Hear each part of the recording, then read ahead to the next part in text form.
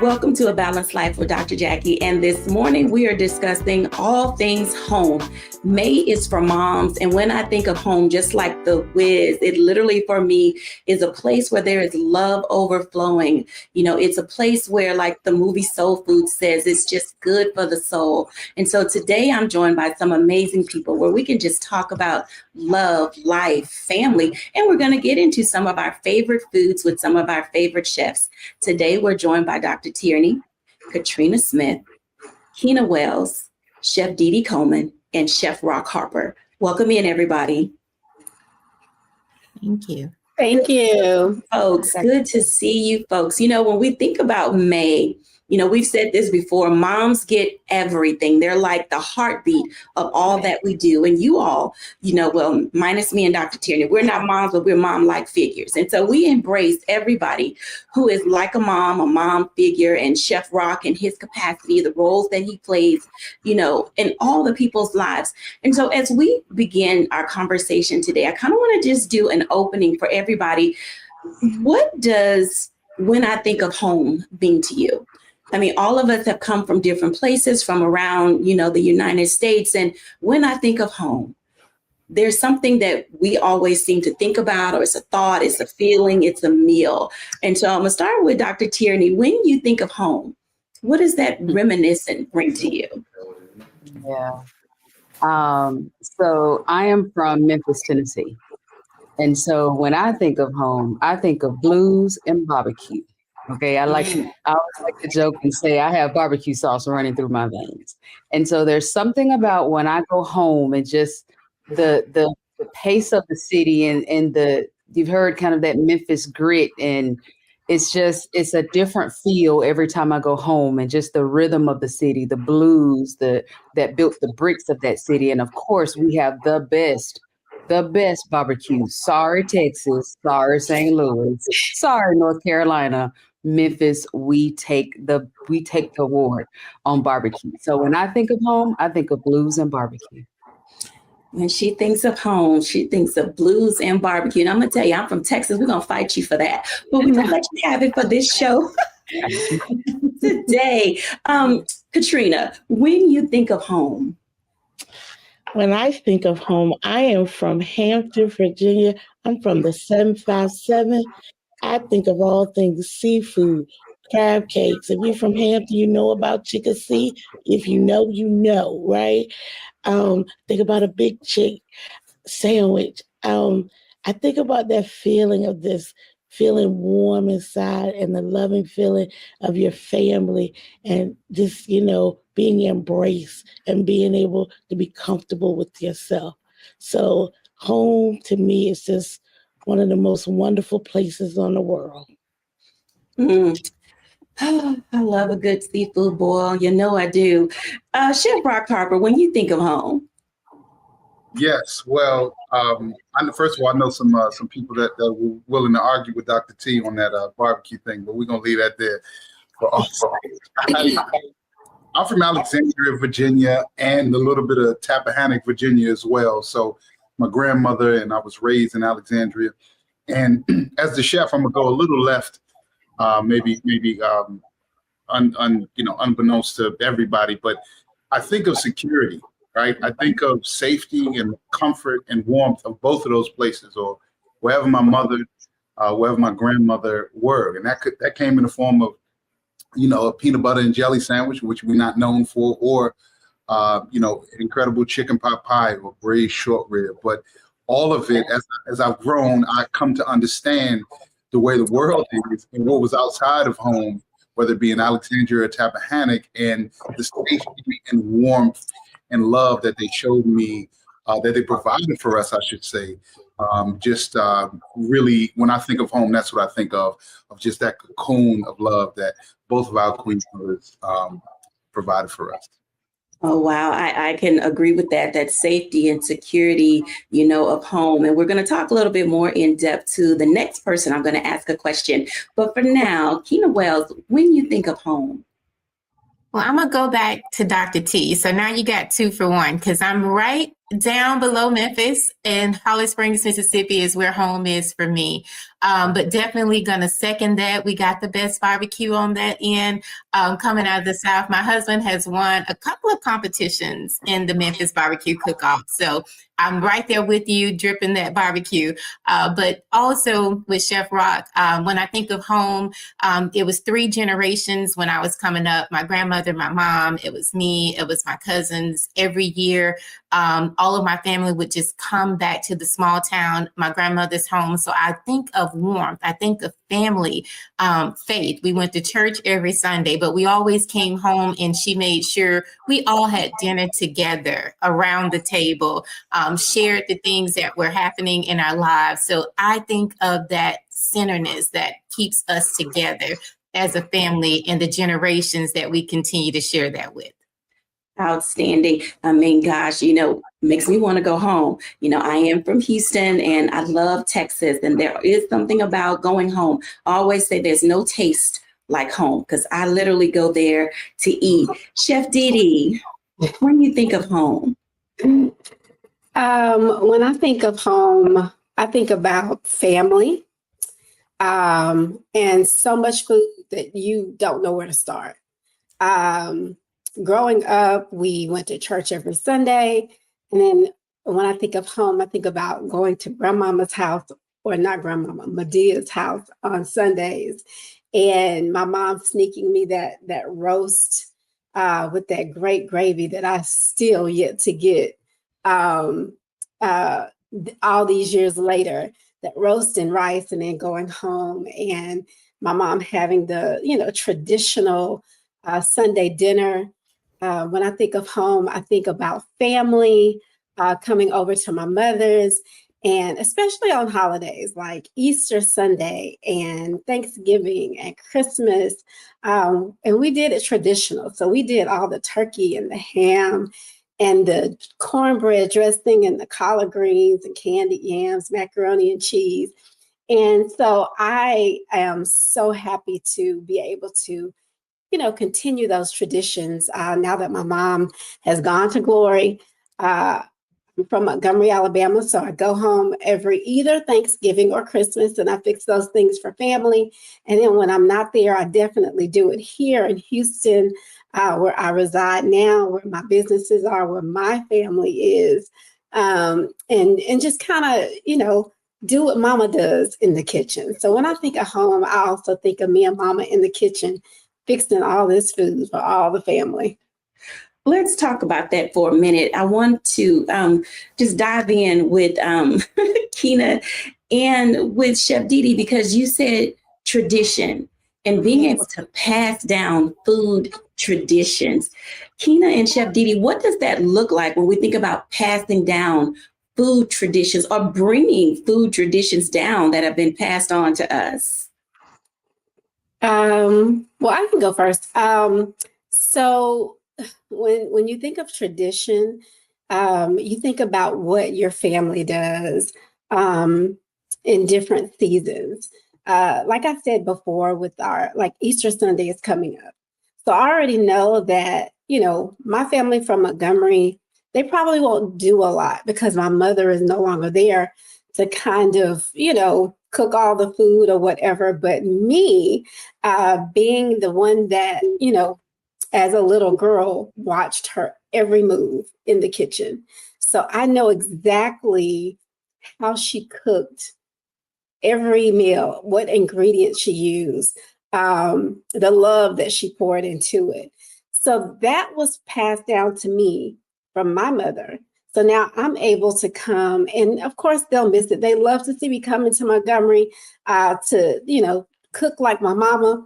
But this Sunday I'll be at my home, Resurrection Sunday, and I'm gonna be cooking, the turkey, the ham, the dressing, the macaroni and cheese. But then also when you make new traditions with my, your new family, like I've been married for 19 years.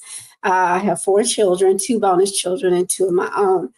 So they watch me as well. So I want them to also be able to, grab on to those traditions, but then make new memories with their family as well.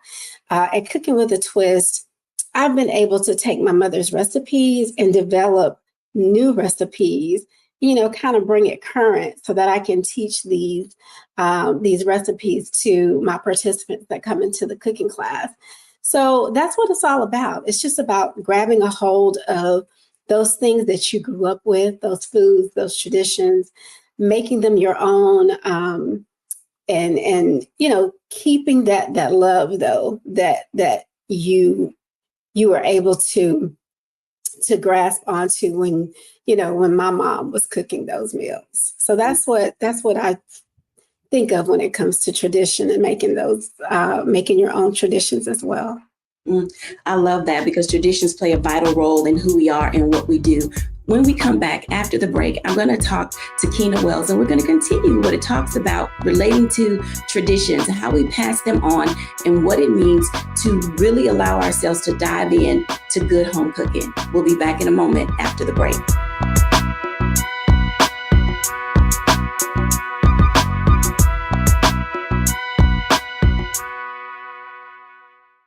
We begin tonight with the people who are really running the country right now. Now, Trump is often wrong and misleading about a lot of things, but especially about history. Donald Trump falling in line with President Elon Musk. In the wake of the unsettling news that MSNBC has canceled Joy Ann Reid's primetime show, The Readout, Roland Martin and the Black Star Network would like to extend an invitation to all of the fans of Joy Ann Reid's MSNBC show to join us every night to watch Roland Martin Unfiltered, streaming on the Black Star Network for news, discussion of the issues that matter to you, and the latest updates on the twice impeached, criminally convicted felon-in-chief Donald Trump and his unprecedented assault on democracy, as well as co-president Elon Musk's takeover of the federal government. The Black Star Network stands with Joy Ann Reid and all folks who understand the power of Black voices in media. We must come together and never forget that information is power.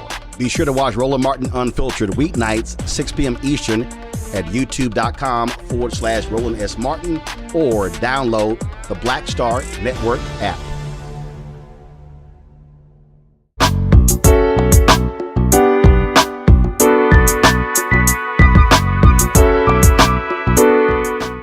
Welcome back, everybody. Keena, let's talk about traditions for a moment. And in your work and what you do with Creative Solutions, you are, child, a wife of one and mom of 9. And I know that there are multiples of families that watch our audience, and they also are learning, how do you do what you do, and what does that mean as it relates to the home? That's a perfect segment into that, because the thing is, you learn as a mother of 9 and bringing up different generations of children and seeing the differences of how they are. It's the same thing with traditions. There are things that are going to be the same. There are things that are going to work the same, but each time you have a new child, there are things that are going to be very different because they have their own individuality. It's the same with tradition with food. It's the same with tradition with the things that we learn, how to take care of our families and how to take care of our homes. So bringing all of that into the perfect combination helps me to sustain. So I have to pull a little bit from tradition from what I got from my grandmother. I have to pull a little bit from tradition for what I get from my mom. But at the same time, I bring my husband in. He came from a big family as well. He jokes about it, but he had like 23 uncles and aunts, so and I didn't know that when I married him. I probably should have checked that background, and maybe we wouldn't have 9 kids, but we're here. So, and I take that but we bring our traditions together. So that's how we move forward. Now, that's what sustained us. Now, we take a little bit from what he learned growing up. We take a little bit from what I learned growing up, but we also allow our children to bring their own individuality into the things that make our home a home today. So that's food. We get a kick out of knowing that we bring traditional recipes along. I know how to make biscuits from scratch simply because I cooked. I stayed in the kitchen with my grandmother, but I also learned from my mom how she did some things as well. And then I let my children, who are also very gifted in baking and cooking, bring their own tradition in. Like, what are they learning in school or things now? So we bring all of that together to make our home what we have today. So that's a perfect segue, because you talk about making food from scratch. I can't remember the last time I tried to do anything from scratch. Katrina, Chef, and Dr. Tierney, when she talks about from scratch, I'm going to start with Chef Rock Harper, because teaching kids how to do things from scratch is one thing. And then, Dr. T, you cook, and Katrina bakes. I try to stay out of the kitchen as much as possible. So Chef Rock Harper, when we talk about how we teach tradition and pass those things down, where does it start with from scratch and the love that comes from making things from scratch? Well, I think that it depends on who you are, right? You said you're not in the kitchen, and quite frankly, when I'm in the kitchen, everybody can't come in there, right? You got to want to be in there. And I remember that with my sisters, myself, I wanted to be in there. I wanted to learn from my grandmother and my mother. So from scratch for me, I want to know everything. I want to know how she was picking the pecans up, to make the pie. I want to know how she was growing the apples and the grapes to make the applesauce, and to just pick the grapes and put them with what she was doing. And, I wanted to be in the kitchen. I understood even after that, I wanted to see everything. When people were serving, when she was serving the rolls after church to round to the community. But I think that, I won't act like I'm an expert, because I have 3 children. I can't do it like Mrs. Wells, of course, ever. But I think that what I've learned is that you got to figure out where people can get in and where they can fit in. She said something about, what they're learning at school. So, maybe they're really excited about science or math. And if you're baking, maybe they're the ones that are, very organized. So they need to set the table or go gather some things, but they're not the creative ones that necessarily, or creative in the sense that want to put together the dish. So for me, it's just, hey, what excites you about? My son, both my sons, all 3 of my children actually are artists. They love drawing and writing and creating different things.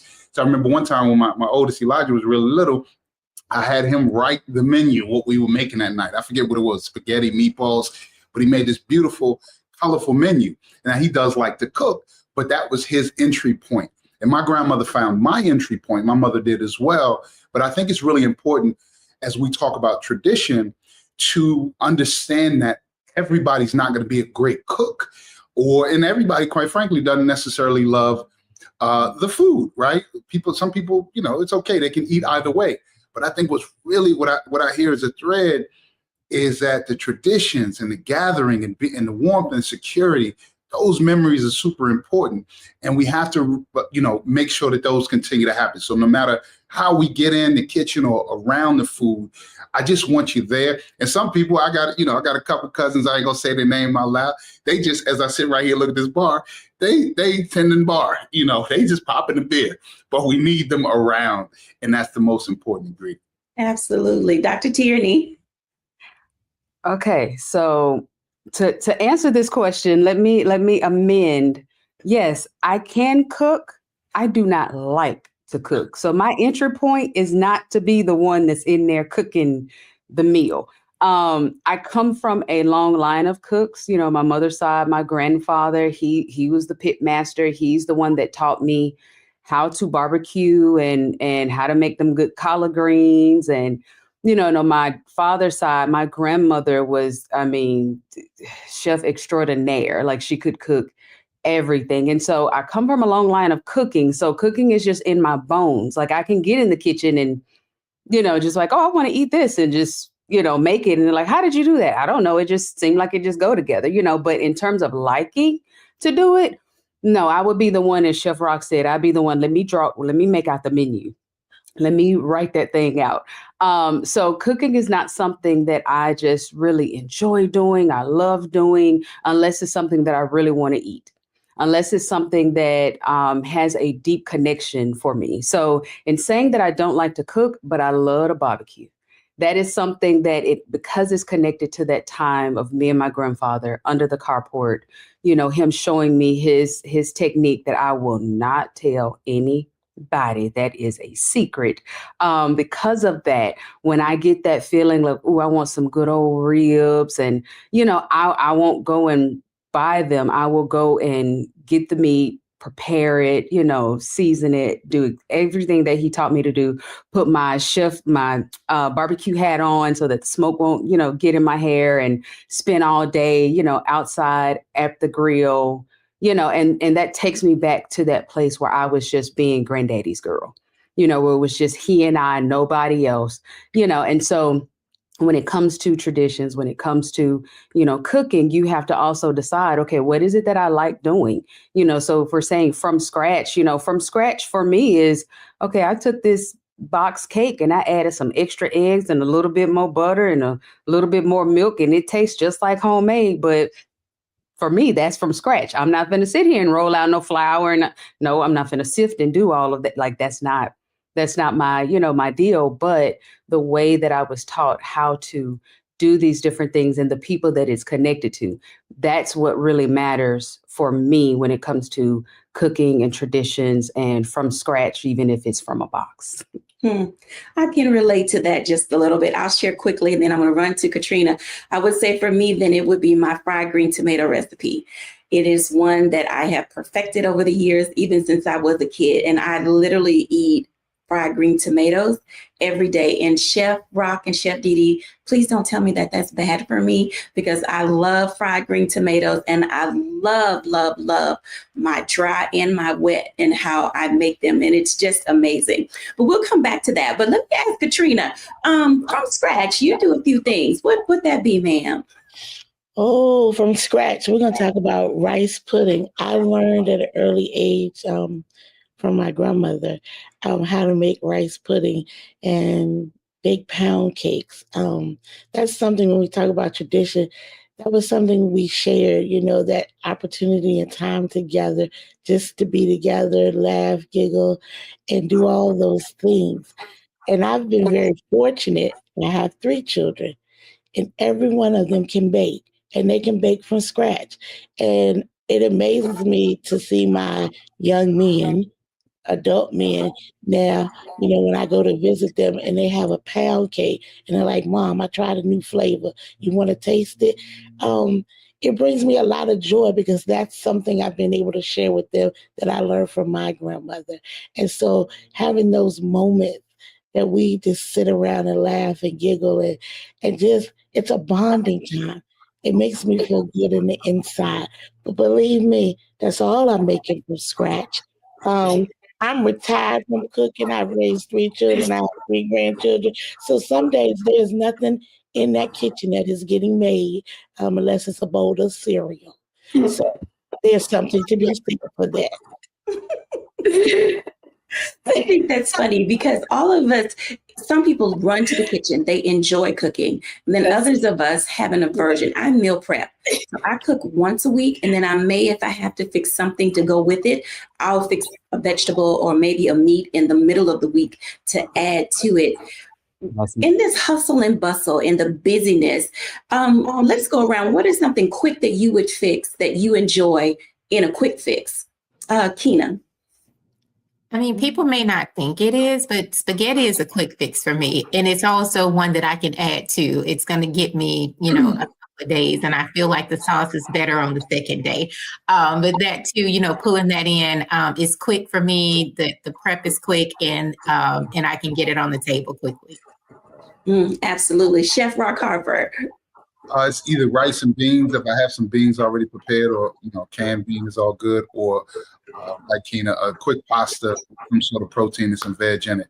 That always does the trick. Super simple, very quick. Chef Didi.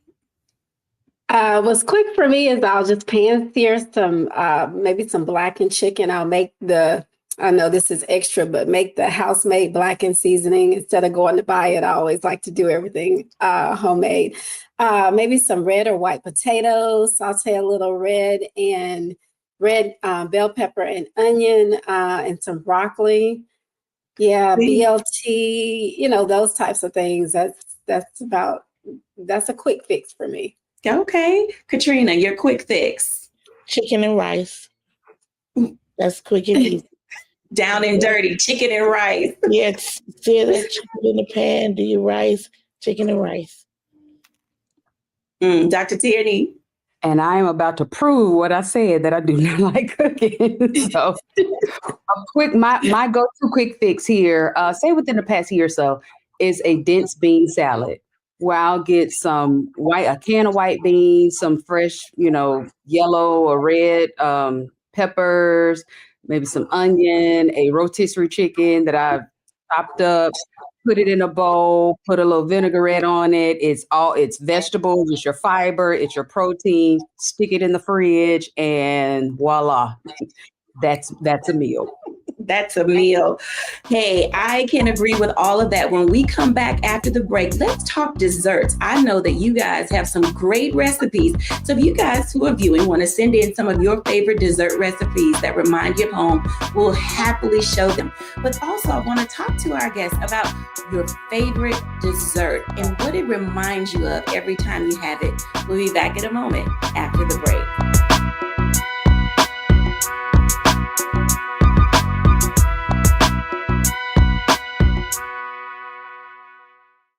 Hello, I'm Isaac Hayes III, founder and CEO of Fanbase. Listen to what I'm about to tell you. The window to invest in Fanbase is closing. We've raised over $10.6 million of our $17 million goal. That means there's room for less than 6,370 people to invest in Fanbase for the average amount. The minimum to invest in Fanbase right now is $399. That makes you an owner in Fanbase today. Go to startengine.com/fanbase to invest. Why? Because current social apps have taken advantage of users for far too long, with content suppression, shadow banning, harmful racist content, and no real tools for monetization and equity.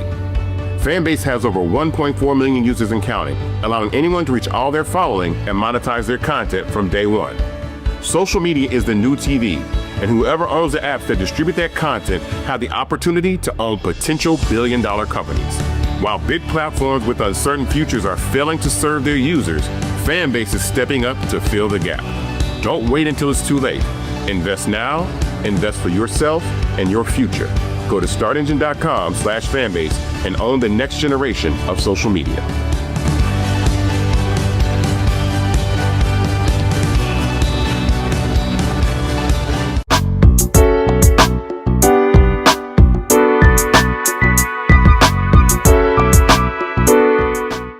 Welcome back, everybody. And we're talking all things food. We've talked about quick fixes. We've talked about safety and security. We've talked about the meals that remind us of our moms and our muddies and all those people who poured into our lives that bring us joy about being in the kitchen.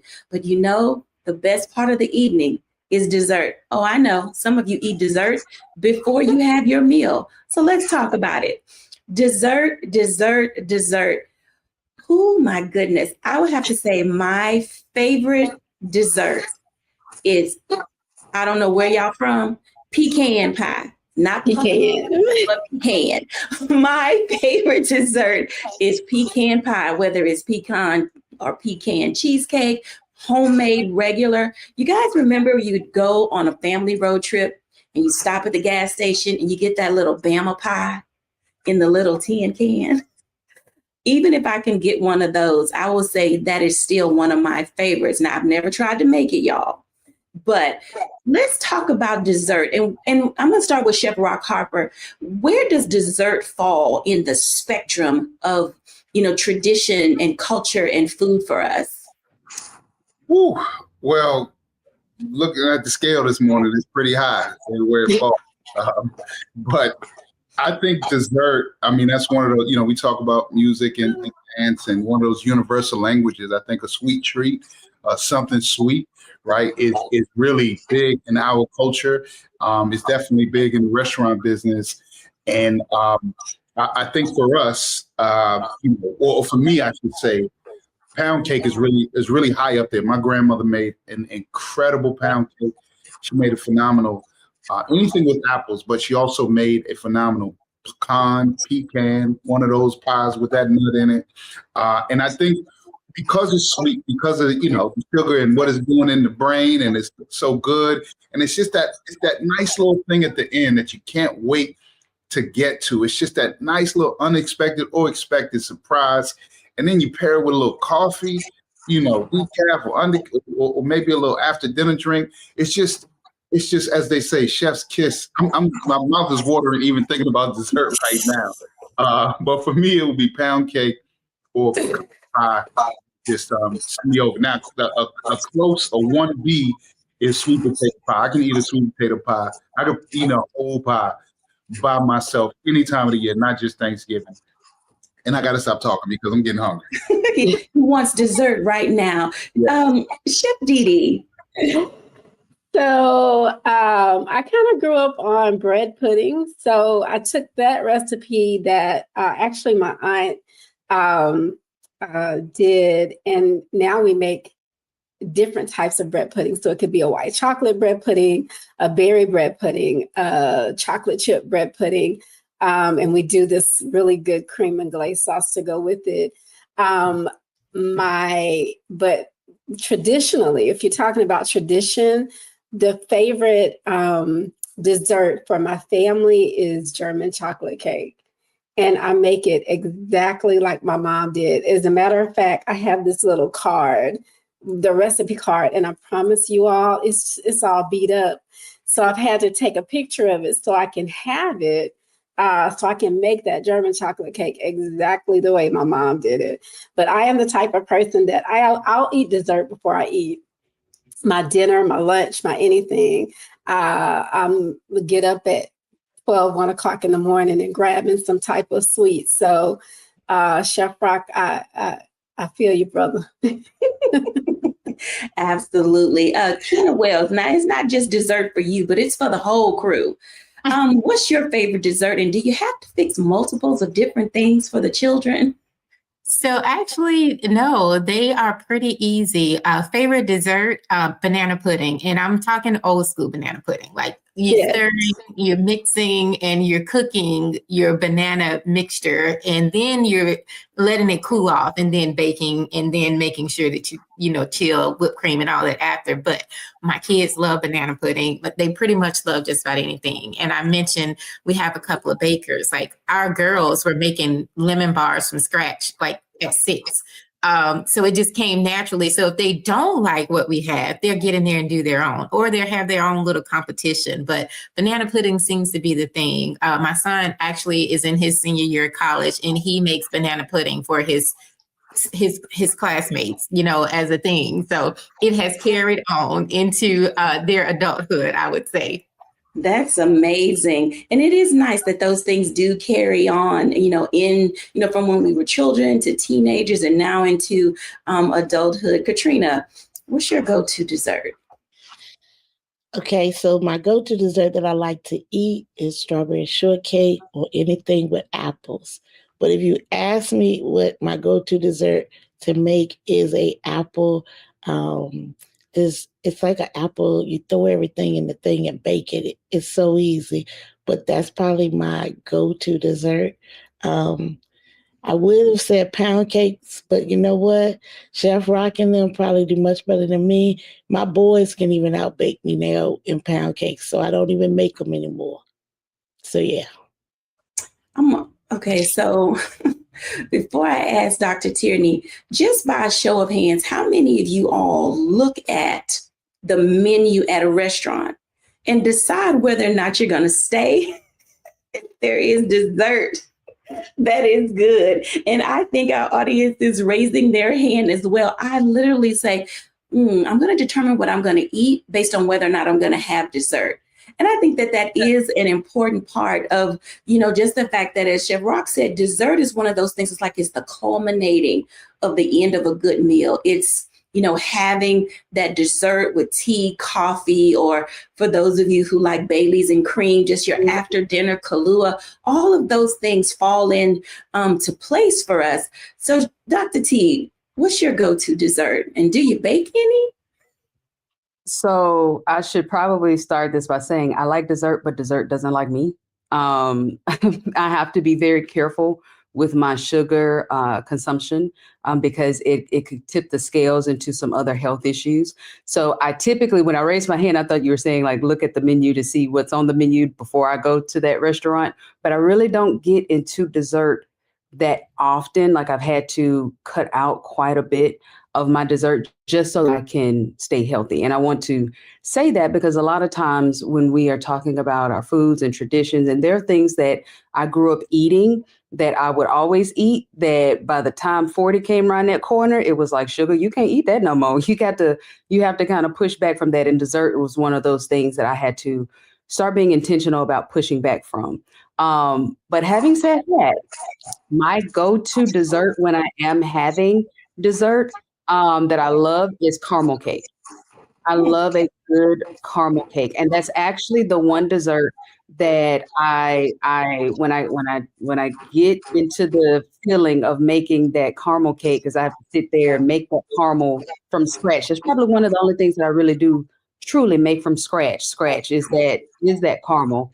It takes a while, but it is so worth it. And that caramel, I use it on the cake, and then I have some left, and I'll use it for like some apples. It's like a dip for my apples. And so caramel cake is probably my go-to when I'm just really like, I want a good dessert, and I don't mind getting in the kitchen and making it. This caramel cake. I like that. Now, I want to ask Chef Rock Harper, because he's sitting in his restaurant. He's there at the bar. Chef, I've noticed that there are dessert drinks now. I mean, growing up as a kid, a dessert drink was you could get a root beer float, an orange float, a shake.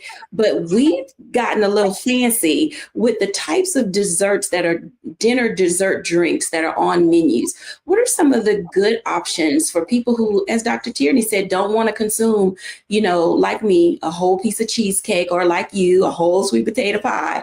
There are some good dinner dessert things to have. What are some that you would recommend? Well, one thing I know about America is we're going to give you sugar. We can give you sugar a million ways. So Dr. T is definitely correct in the sense that we need to be careful about that. And restaurants have continued to be creative with this. One of my favorites, the easy favorite is sharing, right? So, the old cheesy line from a restaurant, all of our desserts come with 2 forks, but sharing. But a dessert drink is good. You mentioned coffee earlier with a little, maybe a liqueur, some sort of creme liqueur is a good one. I've seen, maybe like a dessert wine, like a Russian ice wine or something like that, where it's sweet. And you can pair that with, and these are kind of natural sugars, right? They're not added sugars in a dessert wine or, an ice wine or something like that. And you can pair that with something that isn't really high in sugar. So it may be some sort of cookie or biscuit, depending upon where you are, that isn't really, or it's just some fresh fruit. So you get sort of that sweet fix. I've seen I'm in a bar and I've seen boozy milkshakes, right? Or boozy, concretes or whatever, where people are having alcohol and sort of these, these milkshakes, kind of the kid and the adult combination. But I think, and the other day I had an espresso. I'm trying to remember where it was, but I asked for a double espresso, and they served it with this really little, I think it was a shortbread cookie. And it was perfect. It wasn't super sweet, the shortbread cookie. It was just enough just to contrast with the bitterness of the espresso. And I actually, because I wanted, it got me a little, I said, I got another espresso because I wanted another cookie. I should have just asked for that, but I needed the caffeine. But what I appreciated was the restaurant gave me that nice little sweet treat. I didn't have to get a big dessert. It was a value thing. They gave me something I didn't expect, so it was beautiful. So I think, finding that sweet little mix, there's so many different options that you can get at a restaurant. Thank you for sharing that, Chef Rock. When we come back, everybody, after the break, let's talk about what it means to gather around the table. This is May, we're talking about moms, but there are other opportunities that'll be coming up over the summer, Father's Day, summer picnics, and all of those things. And we just need to gather around the table. When we come back in a moment after the break.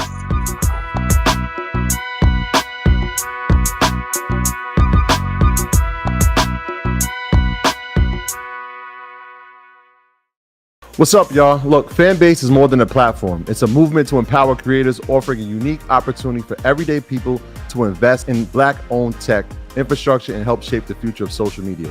Investing in technology is essential for creating long-term wealth and influence in the digital age. The Black community must not only consume tech, We must own it. Discover how equity crowdfunding can serve as a powerful tool for funding Black businesses, allowing entrepreneurs to raise capital directly through their community through the Jobs Act.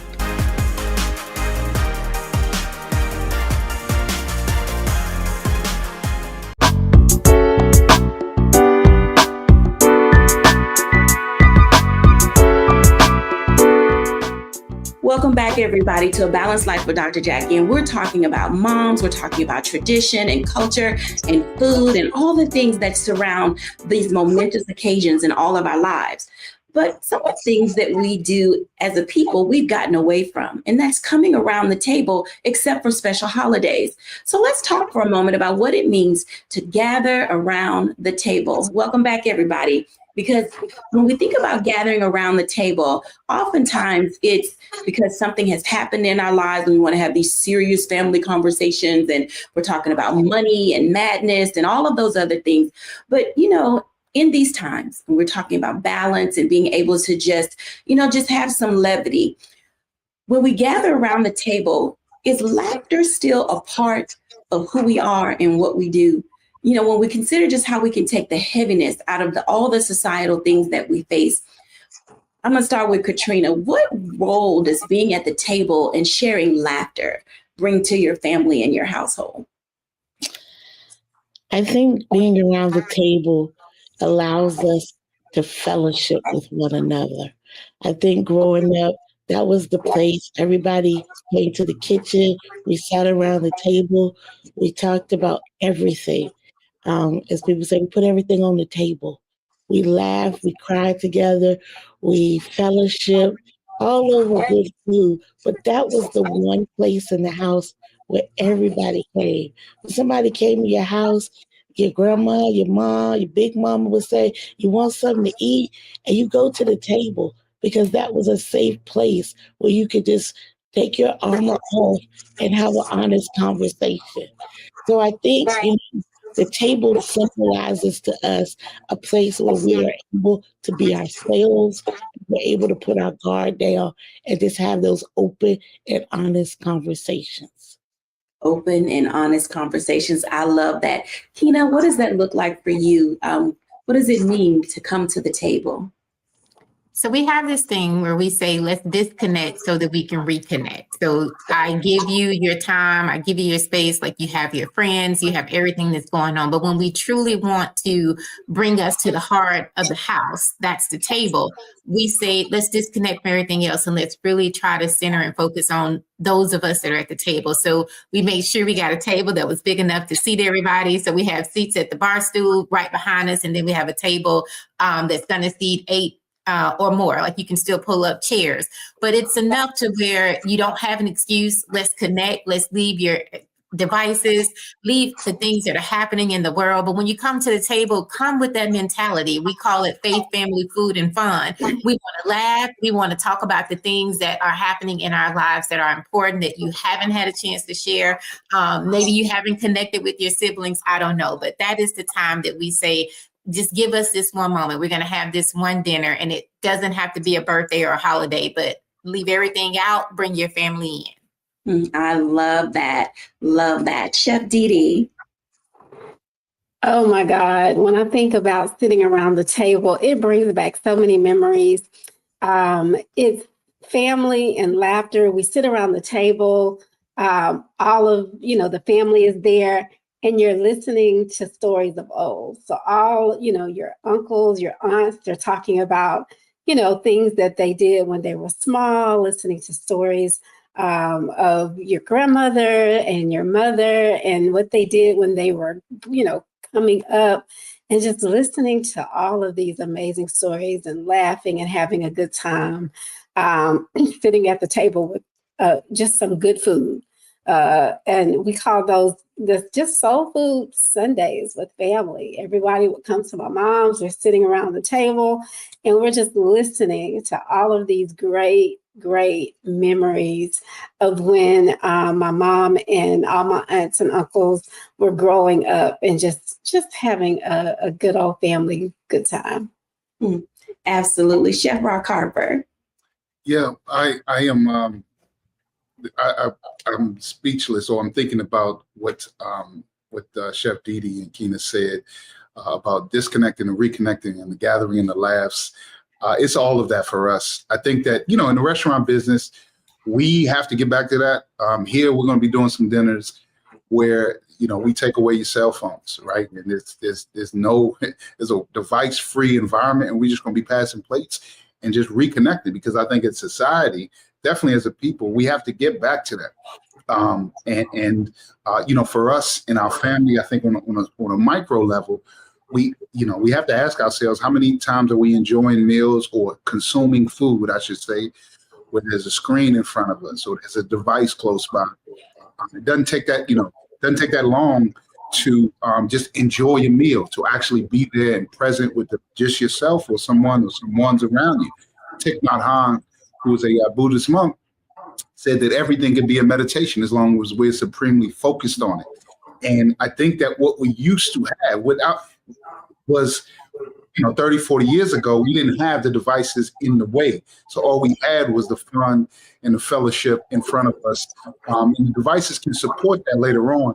But I think it's really important for us to get back to, to talking. And even if it's, who made these greens? We do that anyway. But, being present with it as opposed to texting your cousin across the room, I think is really important. And we're getting there. I don't want to sound negative, but it's super important. And I think we're continuing to move in that direction. Absolutely. I can appreciate that. I don't know if I'll give my restaurant my cell phone, but I put it in my handbag if I have to. Valet. We'll valet it for you. I'm going to valet my phone. I like that. Sometimes it's always good. I know when you say the cell phones, and I really, really, really was able to appreciate having my phone, because I would record my uncles, my mom, especially when they told the stories of, when they were growing up and different things that we love to hear. But just take the time, if you are going to have your cell phone, and just record your mom, record your grandmother, record your uncles, your aunts, your kids. Make those memories something that you can have, because even now that my mother has passed, I get my phone and I go back and I look at the recordings that I did of her. And it just brings me so much joy to have those memories. So if you are going to use the phone, use it in a great way. Make memories with that. Record everything that you can, so that you'll have those lifetime and lasting memories. I like that. Dr. Tierney. Yeah, I agree with both what Chef Rock and Chef Didi said. So my grandparents are 93 and 92.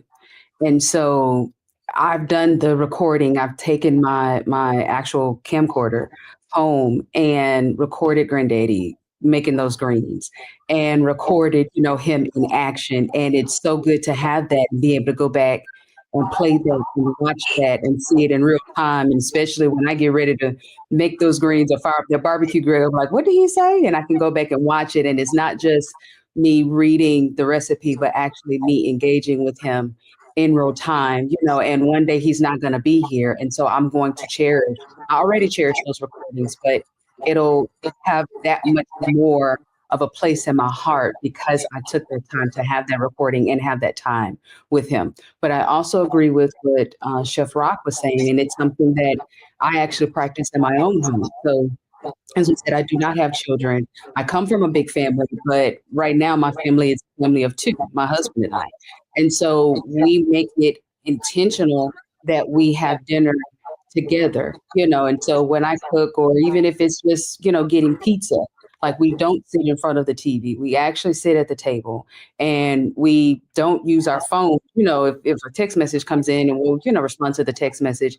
But it's just like this unspoken agreement that he and I have that regardless of whatever happened in the day, regardless even if we're upset with each other, we're still going to sit at the table and we're still going to have this meal together, have this time together, even if after that meal, he has to go back, to whatever it is that he's working on, or I have to get back to something that I'm doing in my business. We're going to take time to connect in that moment, have the conversations or laugh with each other, or, even if it's, and I'm just being real, even if it's that we're sitting here eating and we're just staring at each other because I really don't like you right now, but we're going to be intentional about coming to this table so that connection is still, is still there on that micro level. So then if one day God does, the family, that foundation will already be there, and so it starts with 2 and then it can multiply outward from there. I love that. I know we got to go to a break, and I'm going to give my reflection, but we like to call in orders in our family. I want to know from you guys, what is the one dish that has to be on the table, and it has to be made by a specific person? I know that wherever I go home, or when I go home, my sister-in-law, Lavita, and her corn casserole has to be on the table. And I don't care what gathering it is. So think about that for a moment. Who and what dish has to be on the table when you show up? I'm going to start with Katrina. So my mom doesn't cook anymore. So a lot of times when I go home, I bring it. But I would say my kids would say when they come home, the one dish that has to be on the table is homemade macaroni and cheese. And now my daughter makes it. That would be the one dish that has to be there. Mac and cheese. Chef Dee. It has to be collard greens with homemade cornbread. And we don't eat it with a fork. We get that cornbread and, get it in those greens and eat it. So, definitely collard greens and cornbread. All right, Keena. So being married to a chef is sometimes kind of funny because they be like, we just get Jannard to make it. Just get Chef Jannard to make it. No, but really though, the one thing that I know that I do well that I'm asked for is my potato salad. It's from scratch always. And that's one thing that I can do well. Dressing, maybe not so much, but for him, it's pretty much anything. They're always interested in trying the things that they see that he makes on his shows or whatever that may be. So any of that. And for my mom, a little bit of that tradition, her spaghetti, hands down. Absolutely. Chef Rock Harper.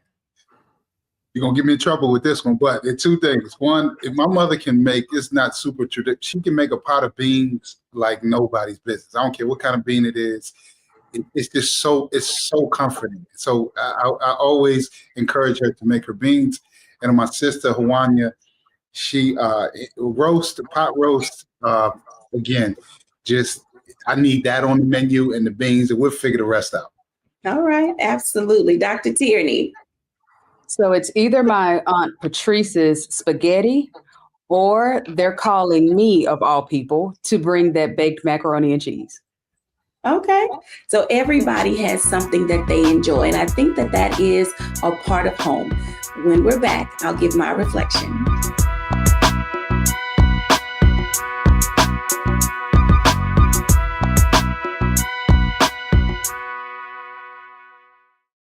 Hello, I'm Isaac Hayes III, founder and CEO of Fanbase. Listen to what I'm about to tell you. The window to invest in Fanbase is closing. We've raised over $10.6 million of our $17 million goal. That means there's room for less than 6,370 people to invest in Fanbase for the average amount. The minimum to invest in Fanbase right now is $399. That makes you an owner in Fanbase today. Go to startengine.com/fanbase to invest. Why? Because current social apps have taken advantage of users for far too long, with content suppression, shadow banning, harmful racist content, and no real tools for monetization and equity. Fanbase has over 1.4 million users and counting, allowing anyone to reach all their following and monetize their content from day one. Social media is the new TV, and whoever owns the apps that distribute that content have the opportunity to own potential billion-dollar companies. While big platforms with uncertain futures are failing to serve their users, Fanbase is stepping up to fill the gap. Don't wait until it's too late. Invest now, invest for yourself and your future. Go to startengine.com/fanbase and own the next generation of social media.